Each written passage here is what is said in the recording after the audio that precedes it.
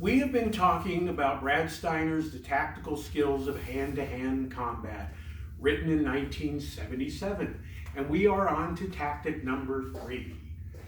And tactic number 3 is use any available object or item at hand as a weapon against the enemy. This kind of fits in with our first tactical imperative, which was never fight fair.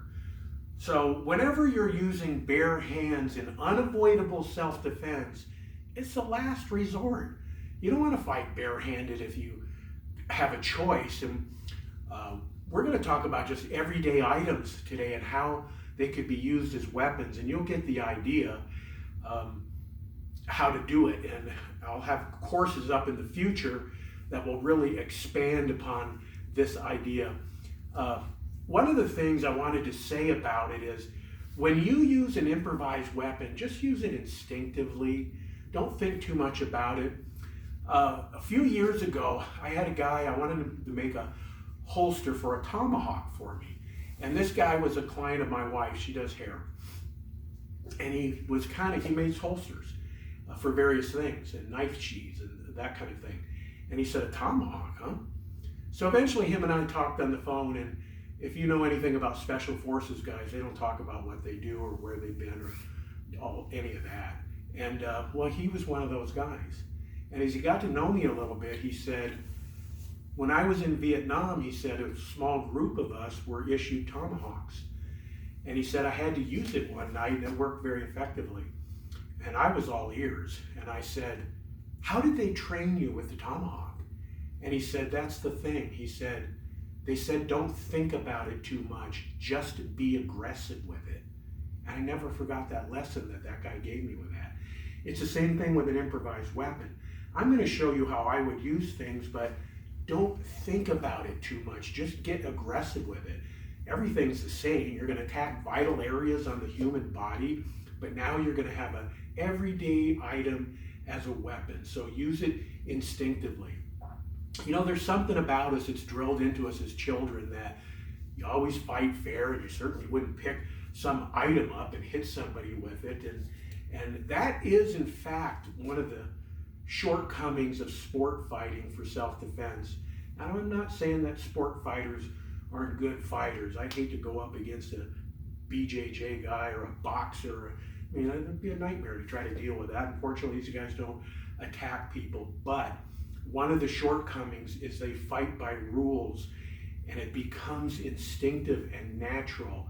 Any kind of training that's combined or any learning that's combined with an emotion makes for a real permanent memory. And when you're fighting full out, there can be knockouts. There's going to be a lot of imprinting. This happened, a police officer who trains officers around the state, a student of mine, told me about this. It happened in Arizona, in one of the counties in Arizona. And what happened was this police officer went hand to hand with this criminal. Well, this criminal got him down on the ground and got him into an armbar lock. And the cop instinctively tapped out, and the criminal let him go. And he got up and he drew his weapon on the guy. It was just a natural reaction, unfortunately, for that officer. Do you understand? The criminal had some training, and when he heard the tap out, he let the guy out and he let him out of the hold. I'm sure as he thought about it afterwards, when he was in handcuffs, he thought, why did I let the guy out of the hold? But it was natural to him because he had trained that way. Good as any art may be, it is always going to be better if it's preceded by an armed tactical offensive. Get in the habit when you go somewhere of not only knowing who is around you, but what is around you.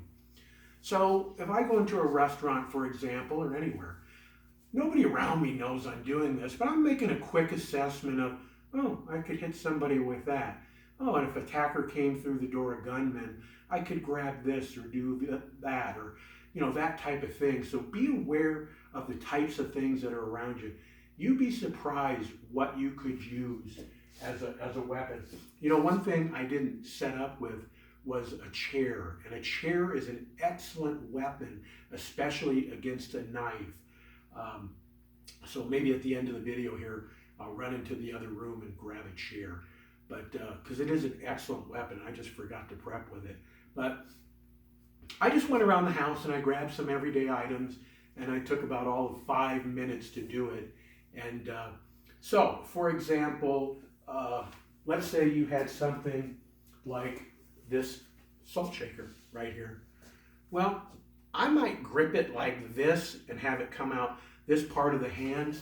Now, if you're practicing my art, or if you use the reverse chop, as we call it, we do it a little differently than the ridge hand, but it wouldn't matter if you did the ridge hand. You're used to striking that way into targets. The salt's gonna fly everywhere if I hit with this, because it's from the kitchen. But you could see how I could smash up or into the jaw hinge, and I might cheat it the other way. I'd love it if it fit in my hand and both ends came out equally on each side and I had a Ewara stick. But it doesn't, so it actually almost does where there's impact with both. But I would probably cheat it one direction or another.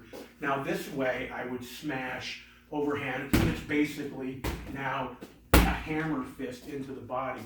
Don't forget what I said about just use it instinctively and be aggressive with it. How about a remote control? For now, that is really a perfect Ewara here.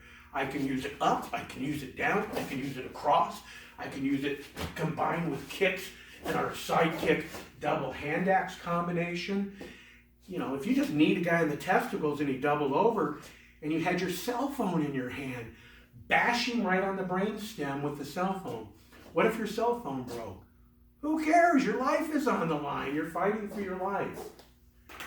One of my favorite weapons is a pair of pliers, and let me tell you why. As I'm getting older, my hand strength isn't so good. And I actually have a little pair of channel locks, not these types of pliers here, but it doesn't matter for our discussion. But the pliers are often in my pocket because I'm trying to get a hose off of the hose bib here, and you know, I got the pliers. They're not illegal. My goodness, look at that weapon. Do I really care which way I grab the pliers? Again, I've got both ends of this to hit with. I don't even want to hit my dummy with it because it's going to tear it up. But I might lead with a chop into him and bash him right on the bridge of the nose, come around into the testicles, move into a second attacker with this, and again, it wouldn't matter which way I grabbed it. The point about all these things too is they're legal. They're not actually weapons. My glasses case. Notice most of the weapons that I picked up fit in the hand, and that doesn't necessarily have to be the case. I don't know, maybe I grab a weapon and it's about this long. Or maybe it's a, I don't know, it's a protein container. I might just hold it in two hands and ram it up under the chin. Oh, this just caught my eye. But you can see I'm going to use the same principle with my glasses case. For me, I'm, a smaller guy. I could use that in one hand, but it's starting to get a little fat to fit in one hand. I might hold it in two hands and drive it straight up under the guy's chin and then bash it down on the bridge of the nose. It's literally endless, all the things that you can come up with and use. Went into the bathroom. I don't know what it is. One of the girls in the house, their hairspray or whatever it is. Boy, that's a nice weapon. Maybe I two-hand it. Maybe you're not that strong. And you kick this guy in the testicles, and then you bash him upside the head with it. Throwing something into somebody's face is excellent. Check this out. I got a two-part system here. I toss the cap into his face for the distraction, and then come and bash him in the nose with my improvised weapon, which is just something right there in the bathroom. Throwing a drink into somebody's face, especially hot coffee. I had a student years ago that he went to New York City, and I suppose he really stood out as a tourist. I've never been to New York City, would love to go. He's walking around, and he's looking at all these buildings, and he finally realized this guy was following him. And everywhere he went, there was this guy, and he started to get a little scared. And he decided, I'm tired of being scared. And he walked into this place, and they served coffee. It was some sort of convenience store. And he came out with a hot cup of coffee, and I love what he did. The camera's going to be the guy. He came out the door, and he turned and looked at him. let him know he was aware of him. And then he went on his way. The guy didn't follow him after that. But what would he have done with that coffee? Put that scolding hot coffee in his face. Heck, I might have took it and put it in the microwave in the store and made it really hot and double cupped it. Can you imagine tossing that into the guy's face, punching him in the solar plexus, chopping the back of his neck? Heck, ladies, tossing the hot coffee in his face might be enough to get you out of the situation. Here is one of my favorite weapons, a book. And boy, you could attack some really vital areas on the guy. Only for life and death here would I hit the guy in the throat. But I might bash it down into the nose.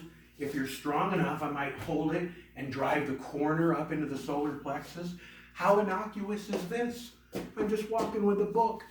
I could see a couple of jungle predators out there going, oh, look at us, we got a reader here reading the book. You know, they're not going to think you're suddenly going to come after them and smash them with the book. You could see that I could go on and on. How about a hammer? I'm going to use this just like a hammer is used. I might throw dirt in his face, kick him in the knee. And of course, all these things I'm teaching are only justified in an unavoidable attack. That might be another way I held the hammer, by the way. And I punched with it. I punched quickly with this part. I might turn it around, use the claw, but I must say, I think I'm going to go ahead and use the leverage of the hammer, and I don't want to hit my targets too hard because it would tear them up. So I don't know that I want to go through everything on here. Let's just pan over to the table I picked up or I loaded up. I mean, there's a screwdriver. It doesn't take too much inventiveness about that. A toothbrush. Well, that seems innocuous enough. I might hold that like that and thrust it into the attacker's eye. Eye drops. Again, I might just thrust it like that. I'd attack the eye, but you'd be surprised how hard the end of that is. Now, I'm not suggesting that you drink liquor, but you know, like the little shot bottles that you get on an airplane, or used to anyways, and they sell them at stores. Boy, one of those in your hand, sticking out the end, an energy drink, like I don't want to name brand names or anything, but you know, they come in a little small container. They fit into the hand perfectly. I was talking with a friend of mine, and he was a student of American Combato years ago when I was there, Eric Herzog. And Eric was a fierce fighter, to be sure. And he went to green belt level, and that doesn't seem very high, and the ability he had and has is incredible. I got another guy, he's a special forces guy, and I'm not going to name him because I didn't ask permission, but he never ranked with me, he just trained with me, and he always jokes with me, I'm going to be the best white belt you ever had, and I always laugh. And you didn't need much help before you met me, but he loved the style that I teach. But one of the things Eric and I were talking about, have you heard of the UFC fighter Anthony Smith? Fierce fighter, great fighter. Well, he had a home invasion one day, and boy, he said it was the toughest fight of his life. Google Anthony Smith home invasion, and he'll tell his story about what happened and the difference between being in a match and being attacked for real. And it was quite a harrowing story. Tactic number 3, use any available object or item in hand as a weapon against the enemy.